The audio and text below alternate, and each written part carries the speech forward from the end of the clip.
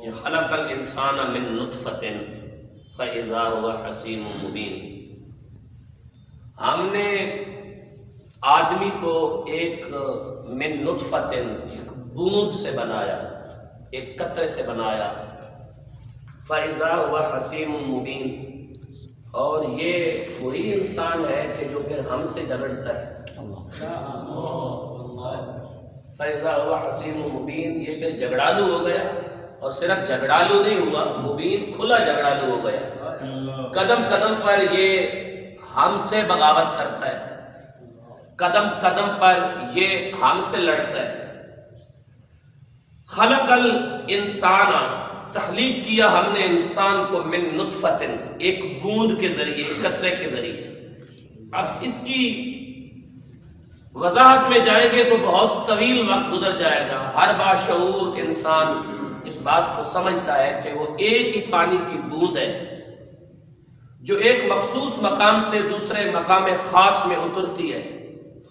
تو اس بوند کو فرشتہ اپنے ہاتھ میں لے کر پالتا ہے، اور اس میں ہڈیاں بنتی ہیں، گوشت بنتا ہے، پھر اس میں روح پھونکی جاتی ہے. پھر ایک انسان 9 مہینے ایک مخصوص مقام کے اندر رہتا ہے، اور اللہ تبارک و تعالی وہاں اس کے لیے غذا اور خوراک کا انتظام کرتا ہے.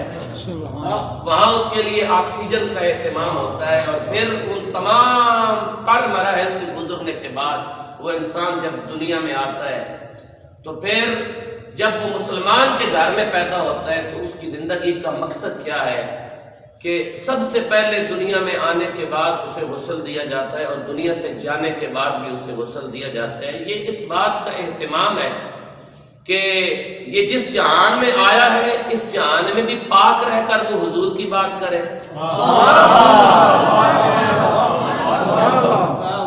اور جس جہان میں جا رہا ہے اس جہان میں بھی پاک ہو کر وہ حضور کی زیارت کرے. کبھی ہم نے ان پہلوؤں پہ غور نہیں کیا. ہم ان پہلوؤں کو بہت سرسری نظر سے، اور قرآن مجید کی ان آیات کو مسلمان وہ اہمیت نہیں دیتے، کیونکہ ان آیتوں کے اندر محفل اٹھانے کے لیے وہ چیز نہیں ہوتی نا. اب یہ سیدھی سی بات ہے کہ خلق الانسان من نطفۃ، ہم نے تخلیق کیا انسان کو پانی کی بوند کے ساتھ. فاذا هو حسیم مبین، اور یہ کھلا جھگڑالو بن کے ہم سے لڑ رہا ہے. تو اب اس بات پہ کون سبحان اللہ کہے گا؟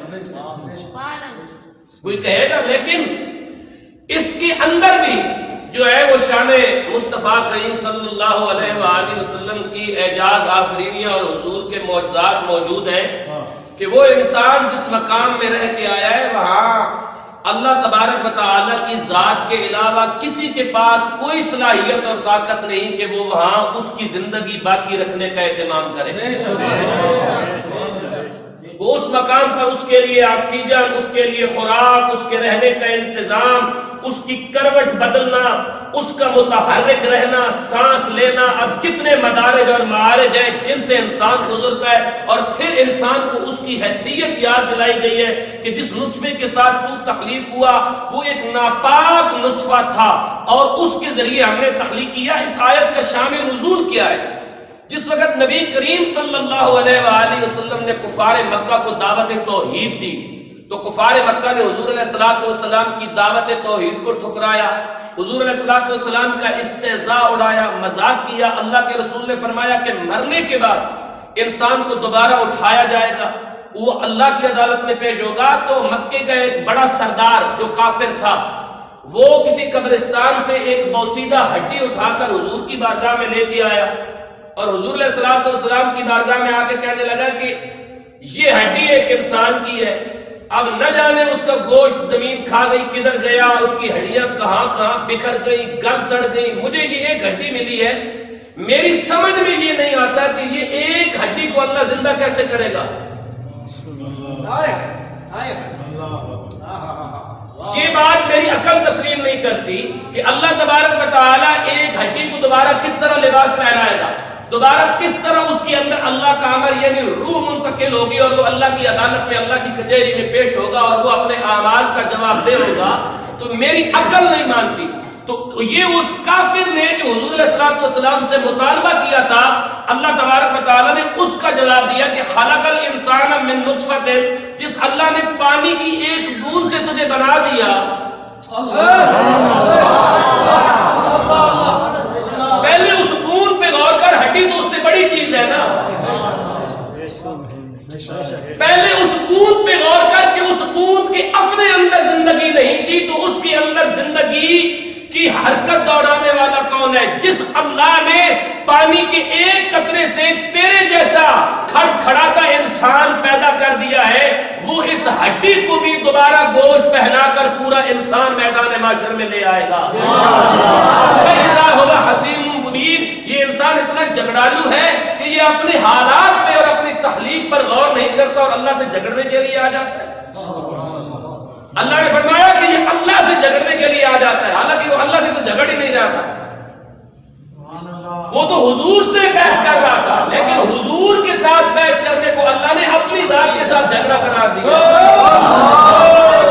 ناموس رسالت کا مسئلہ اتنا حساس مسئلہ ہے۔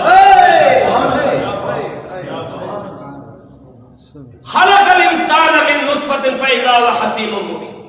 اور پھر اتنا ہی نہیں فرمایا اگر تجھے میرے محبوب کی دعوت تبلیغ سمجھ نہیں آتی، میرے محبوب کا سورج لوٹانا تجھے سمجھ نہیں آتا، چاند کا توڑنا سمجھ نہیں آتا، ابو جہل کے ہاتھوں میں کنکریوں کا کلمہ پڑھنا تیری سمجھ میں نہیں آتا، ستاروں کا میرے نبی کے گھر میں اترنا تجھے نظر نہیں آتا، جبرائیل کا معصوم قرآن لانا تجھے سمجھ میں نہیں آتا، تو والانعام خلقها لکم فیہا دفء ومنافع ومنہا تأکلون، کم از کم ان جانوروں سے ہی سبق لے لے جو صبح گھر سے چرنے کے لیے جاتے ہیں، شام کو چر کے گھر واپس آتے ہیں۔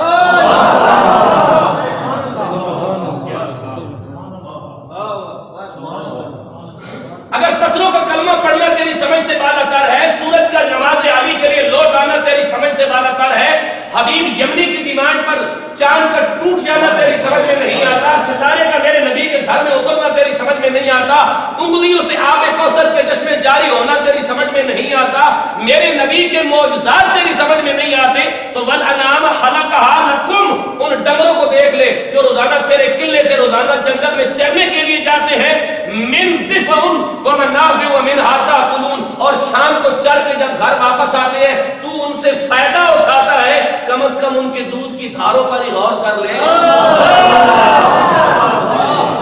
تجھے اللہ کی قدرت وہاں ہی نظر آ جائے گی۔ کیا ان جانوروں کے اندر بھی تمہارے لیے نشانیاں نہیں؟ اور پھر قرآن نے اس کے بعد آواز دی، فرمایا وَإِنَّ لَكُمْ فِي الْأَنْعَامِ لَعِبْرَةً،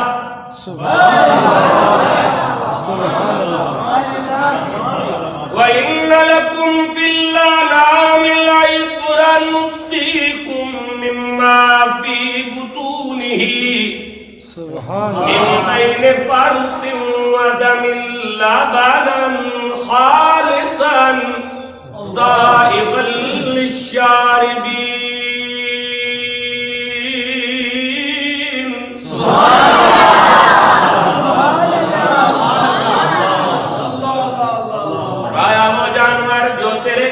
تیرے سین کے اندر کھوٹی کے ساتھ قلعے کے ساتھ بنے ہوئے ہوتے ہیں، ان جانوروں کے تھنوں پر غور کر، رب العالمین ان پہ غور کرنے سے ملے گا کیا؟ وَإِنَّ لَكُمْ فِي الْأَنْعَامِ لَعِبْرَةً، اگر کوئی بندہ ہدایت کا متلاشی ہو تو ان تھنوں کے اندر سے دودھ کی نکلنے والی نہروں میں بھی ہدایت موجود ہے۔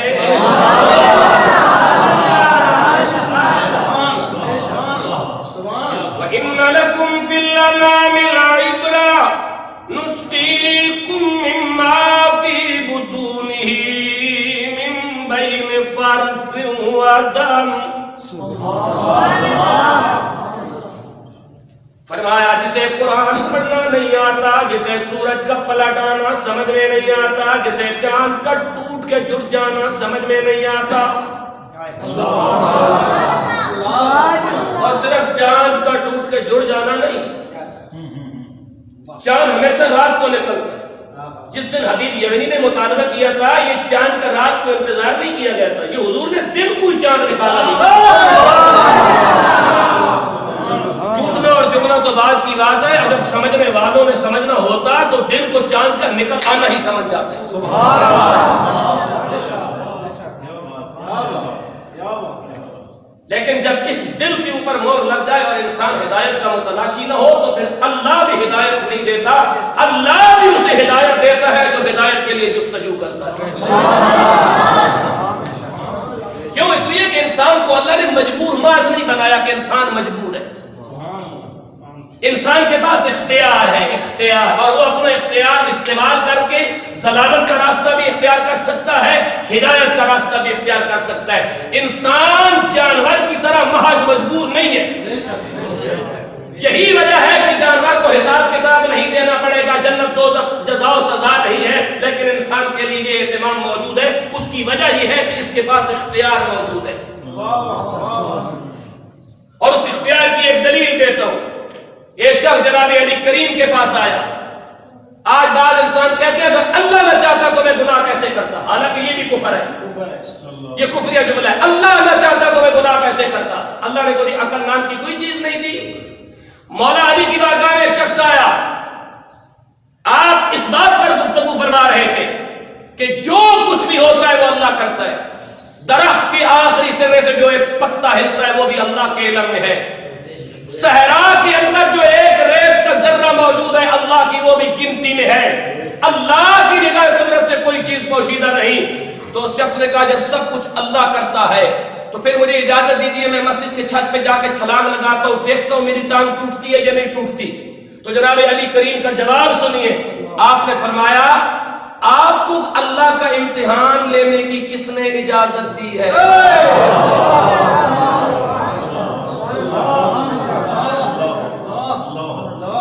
آپ کو اللہ کا امتحان لینے کی کس نے اجازت دی ہے کہ میں ایسا کرتا ہوں ایسا ہوتا ہے یا نہیں ہوتا؟ یہ تو اللہ پہ توکل نہیں ہے، یہ تو اللہ کا امتحان ہے.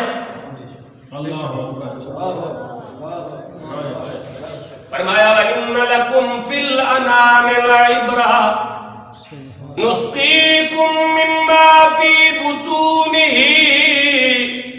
مِن بَيْنِ فَرْثٍ وَدَمٍ لَبَنًا خَالِصًا سَائِغًا لِلشَّارِبِينَ.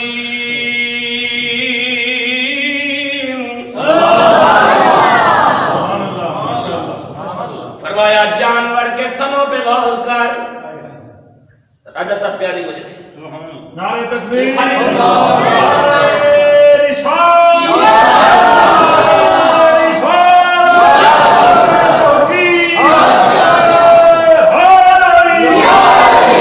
برتن لے کر خالی برتن لے کے جاتا ہے. مجھے شرم آتی ہے کہ میرا بندہ خالی برتن لے کے آئے اور خالی لے کے جائے.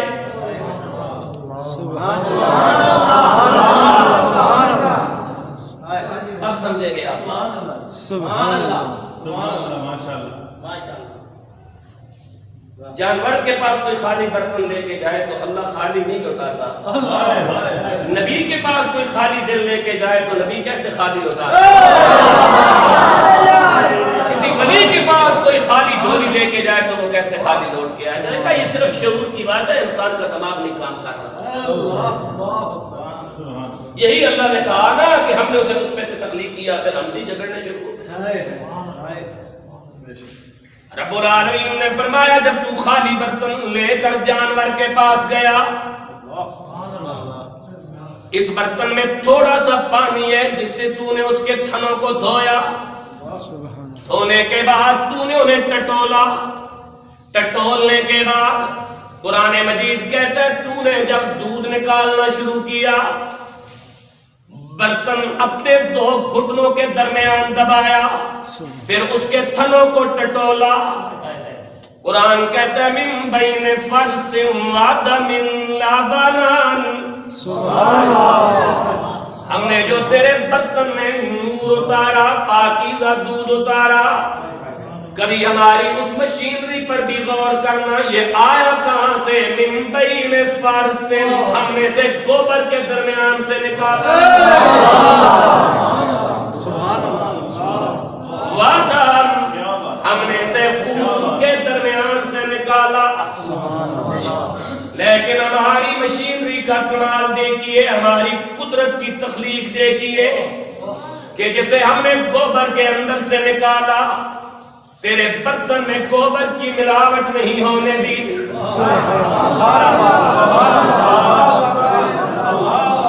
وعدم تیرے دودھ کے اندر تیرے برتن میں ہم نے خون کی رنگت بھی نہیں ملنے دی، کیوں لبناً خالصاً، یہ میرا بندہ ہے، یہ اس کی خوراک ہے،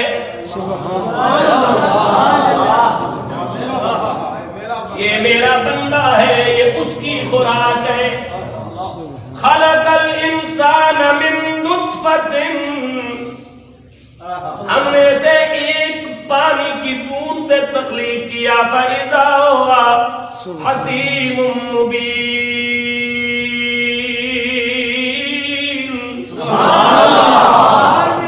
پھر یہ ہم سے جھگڑتا ہے، اب جھگڑنے والے اس کے بعد پھر دعوت دی ہے کہ اگر ابو جہل کی مٹھی میں کنکریوں کا کلمہ پڑھنا تیری سمجھ میں نہیں آتا، قرآن کی 6666 آیتیں تیری سمجھ میں نہیں آتی، جبرائیل کا اترنا تیری سمجھ میں نہیں آتا، تو جانوروں پہ ہی غور کر لے۔ سبحان اللہ،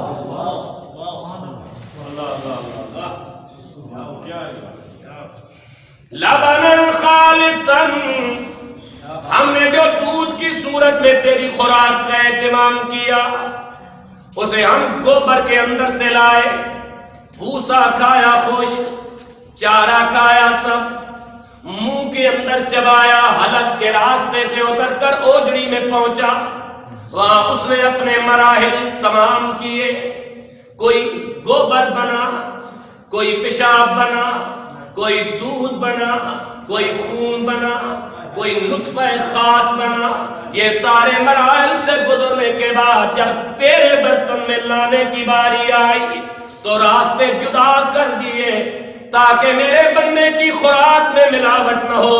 رب العالمین ہمارے لیے سبق کیا ہے؟ کہا میں تمہارے جسم کی خوراک میں ملاوٹ نہیں کرتا، تم میری عبادت میں ملاوٹ نہ کرنا۔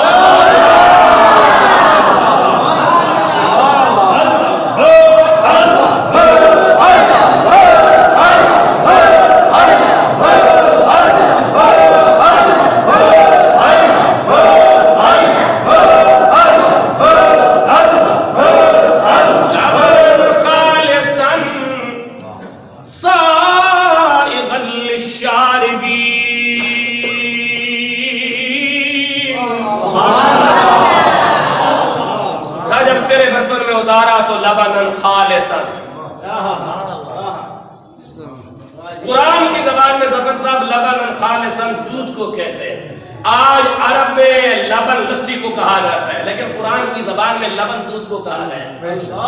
لبن خالصاً سائغا للشاربین،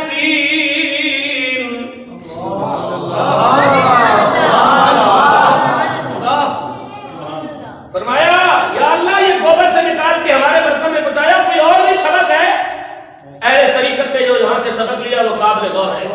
ڈاکٹر صاحب اہل طریقت فرماتے ہیں جس طرح اللہ نے گوبر سے تیری خوراک کا اہتمام کیا، خون سے تیری خوراک کا اہتمام کیا، لیکن ملاوٹ نہیں ہونے دی، دنیا کی غلاظت، دنیا کے گوبر اور دنیا کی گندگی میں تو بھی اپنا عقیدہ اسی طرح صاف رکھنا۔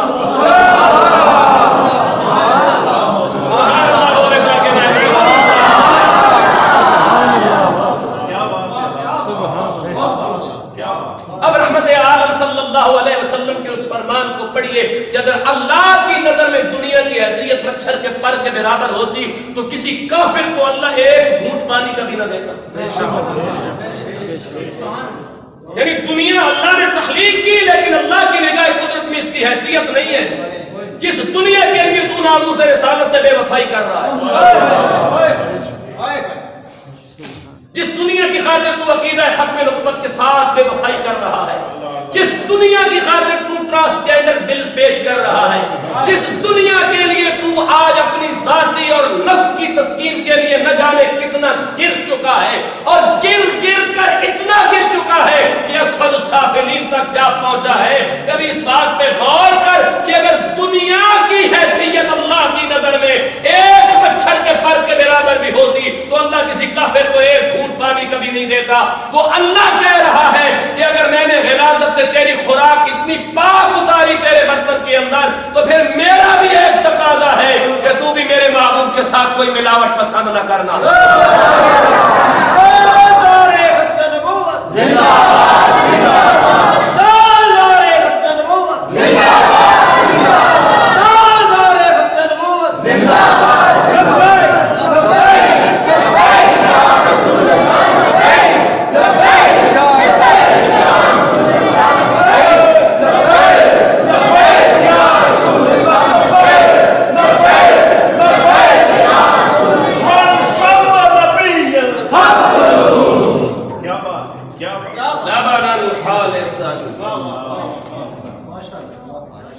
گوبر سے نکالا تمہاری خوراک، لیکن گوبر تمہاری برتن میں نہیں آنے دیا، راستہ اندر سے جدا کر دیا۔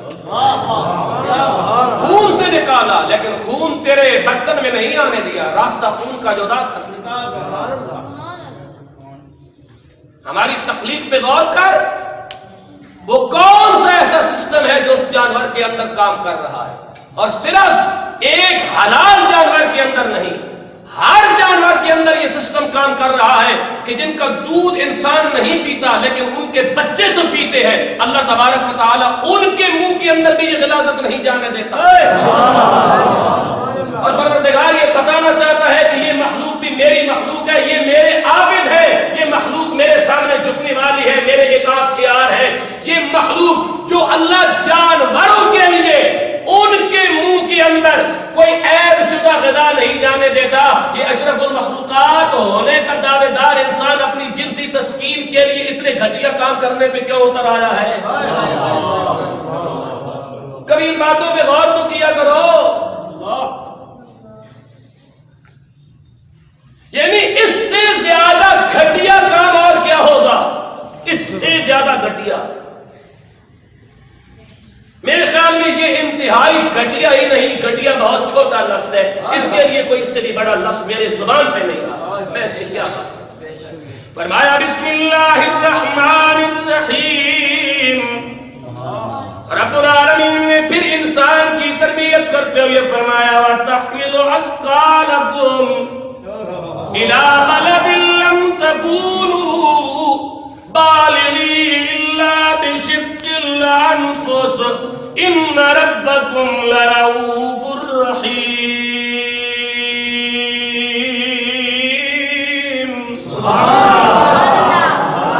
آپ کی توجہ بڑھ گئی ہے؟ ویسے سبحان اللہ نہیں بولی تو سبحان اللہ۔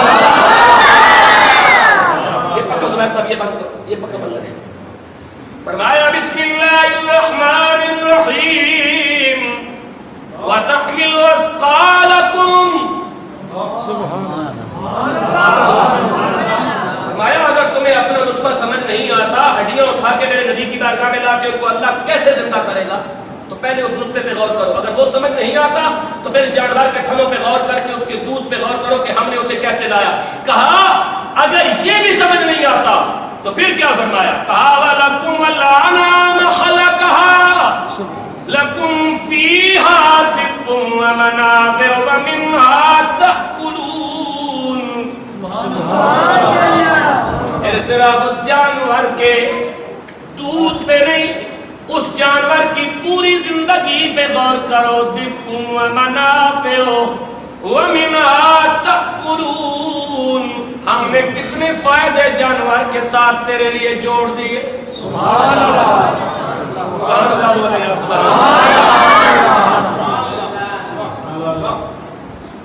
فرمایا منہا تأکلون، تیرا لباس بھی جانوروں کی کھال سے بنتا ہے۔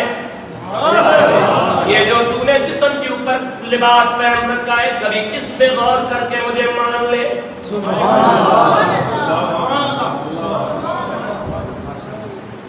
جانوروں کی کھال، جانوروں کے بال، اس لباس میں بھی تو استعمال ہوتے ہیں یا نہیں ہوتے؟ یہ اونی کپڑا ہے، یہ فلاں کپڑا ہے، یہ فلاں کپڑا ہے، یہ کھدر ہے، اس کے استعمال ہوتا ہے کہ منہا تاکلون دفء و منافع و منہا تاکلون. کہا اگر یہ بھی سمجھ نہیں آتی تو پھر کیا کہا؟ فرمایا وَتَحْمِلُ أَثْقَالَكُمْ إِلَىٰ بَلَدٍ لَمْ تَكُونُوا. اس بات پہ غور کرنا اور اسے ضائع نہ کرنا جو اب میں کہنے لگا ہوں.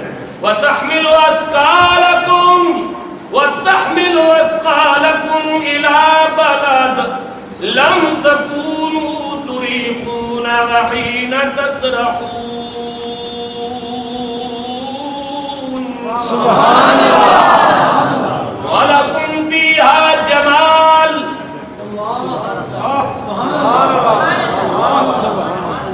وَلَكُمْ فِيهَا جَمَالٌ. فرمایا اگر تمہیں یہ بھی سمجھ نہیں آتا تو پھر شام کے وقت جب جانور پلٹ کر گھر واپس آ رہے ہوتے ہیں وہ کتنا خوبصورت منظر ہوتا ہے. یہ کسی زمیندار سے پوچھیے گا. جب شام کو چر کے مال گھر واپس آتا ہے تو قرآن کہتا ہے وَلَكُمْ فِيهَا جَمَالٌ. اس وقت ان کی خوبصورتی پہ غور کر کے وہ کتنے ٹہک ٹہک کے اور مہک مہک کے اپنے قلعوں کی طرف بڑھ رہے ہوتے ہیں, اپنے گھروں کی طرف بڑھ رہے ہوتے ہیں. قرآن کہتا ہے اس وقت ان کی خوبصورتی دیکھ کر جو تیرے دل کے اندر ایک کیفیت پیدا ہوتی ہے کہ مجھے میرے پاس اتنا مال, اتنی بکریاں, بھیڑے, بھینسے, گائے, دمبے موجود ہیں تو اللہ کہتا ہے وَلَكُمْ فِيهَا جَمَالٌ. کبھی اس بات پہ غور کر کے وہ جو تیرے اندر ایک کیفیت پیدا ہو رہی ہے وہ کیفیت ہی تو اللہ کو ماننے کے لیے کافی ہے. کیا تو پھر بھی اپنے اوپر غور نہیں کرتا؟ وَلَكُمْ فِيهَا جَمَالٌ. کہا یہ بھی اگر تیری سمجھ میں نہیں آتا تو پھر کیا کہا؟ وَتَحْمِلُ أَثْقَالَكُمْ إِلَىٰ بَلَدٍ. پھر ان جانوروں پہ غور کر جن پہ سوار ہو کے تو شہر کی منڈیوں میں جاتا ہے.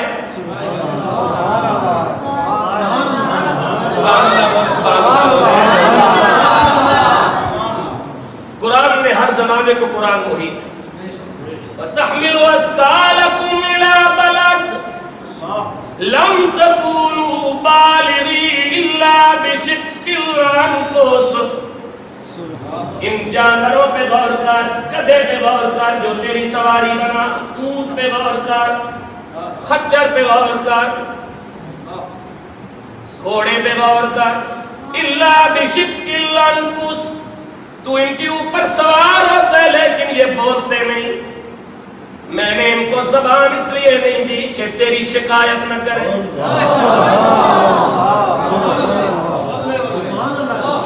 حالانکہ یہ بھی اوکے ہو رہے ہوتے ہیں, یہ بھی کہ انہیں تکلیف نہیں ہو رہی ہوتی, لیکن میں نے انہیں بے زبان بنایا کہ میرے اشرف المخلوقات تابعدار ہونے کی شکایت نہ کریں. پھر بھی ہم سمجھ نہیں آتے. اور تیری حیثیت کیا ہے؟ من نطفۃ, پانی کا ایک ناپاک قطرہ, فاذا هو خصیم مبین. پھر بھی ہم سے جھگڑتا ہے. ہمارے محبوب کی عزت کا معاملہ ہو تو بحث کرتا ہے, ہمارے محبوب کی ناموس کا مسئلہ ہو تو چونکہ چنانچہ کرتا ہے, ہمارے محبوب کی ناموس کا مسئلہ ہو تو اپنے لیڈر بچاتا ہے. قرآن کہتا ہے من نطفۃ, تیری حیثیت ایک گندے پانی کی ہے, فاذا هو خصیم مبین. ہم سے لڑ کے تو ہمارا کچھ نہیں بگاڑ سکتا. فاذا هو خصیم مبین.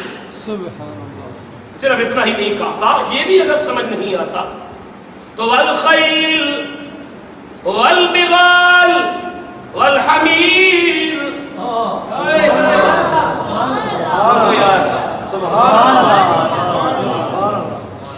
والخیل, گھوڑے پہ غور کر, کتنا طاقتور جانور ہے. آج بھی اگر طاقت کی پیمانے ناپے جائیں تو گھوڑے کے وزن کو رکھا جاتا ہے اتنے ہارس پاور. لیکن ہم نے اس کو اندازہ نہیں ہونے دیا کہ تو اتنا طاقتور ہے تاکہ میرے بندے کے تابع فرمان رہے. والخیل, آج بھی مشینری کس بنیاد پہ ناپی جاتی ہے؟ اتنے ہارس پاور کی ہے, اتنے ہارس پاور کی ہے, اتنے ہارس پاور کی ہے. گھوڑے کا معیار بنایا جاتا ہے لیکن اس کو اس کی خود اسی طاقت کا اندازہ نہیں تاکہ میرے بندے کے تابع دار رہے. پھر بھی ہم سمجھ نہیں جاتے. والبغال, خچر پہ غور کر, اتنا طاقتور جانور تجھے بھی اٹھاتا ہے، تیرا بوجھ بھی اٹھاتا ہے، لیکن ہم نے اسے تیرا تابع فرمان بنایا۔ والحمیر، اگر بے وقوفی پہ اتر آئے تو آج بھی کہتے ہیں بڑا گدھا ہے، قرآن کہتا ہے ایسا جانور لیکن تیرے تابع کر دیا۔ رب العالمین نے ترکبوہا وزینہ، فرمایا ہم نے تجھے صرف گھوڑے، خچر اور گدھے کی سواریوں سے زینت نہیں بخشی، وَيَخْلُقُ مَا لَا تَعْلَمُونَ۔ جب قرآن نازل ہو رہا تھا ہوائی جہاز نہیں تھا، گاڑیاں نہیں تھی، قیامت تک قرآن نے آتا کیا وَيَخْلُقُ مَا لَا تَعْلَمُونَ، اور پھر تمہیں ایسی سواریاں بھی آئیں گی جنہیں تم نہیں دیکھ سکو گے۔ وَيَخْلُقُ مَا لَا تَعْلَمُونَ، ہاں یہ گھوڑا، یہ خچر، یہ بغال، یہ حمیر تو تم نے دیکھا، لیکن وَيَخْلُقُ مَا لَا تَعْلَمُونَ، ایک ایسا زمانہ بھی آئے گا کہ وہ تم نہیں دیکھو گے لیکن ہم سواریاں ایسی پیدا کریں گے۔ قرآن نے آج کے دور کا بھی احاطہ کیا، اور قیامت تک نہ جانے اس کے بعد انسان نے کتنے مراحل سے گزرنا ہے، جسے انسان ترقی کا زینہ کہتا ہے، ترقی کا نام دیتا ہے، پتہ نہیں انسان کہاں کہاں سے گزرے گا، لیکن قرآن کا یہ جملہ ہر زمانے کو احاطہ کرے گا وَيَخْلُقُ مَا لَا تَعْلَمُونَ، اور ہم تمہیں وہ بھی پیدا کر کے دکھائیں گے جن کو تم نے نہیں دیکھا۔ اول مخاطب تو قرآن کے صحابہ کرام ہے نا، حضور کی ذات ہے، صحابہ ہے، فرمایا تمہارے زمانے میں تو خچر ہے، اونٹ ہے، گھوڑا ہے، گدھا ہے، یہ سواری ہے، لیکن وَيَخْلُقُ مَا لَا تَعْلَمُونَ، ہم ایسی سواریاں پیدا کریں گے جنہیں تم نے نہیں دیکھا، تم نہیں جانتے، لیکن انہیں دنیا دیکھی۔ یہ دعوت توحید ہے، یہ دعوت عقیدہ ختم نبوت ہے، یہ دعوت ناموس رسالت ہے۔ آؤ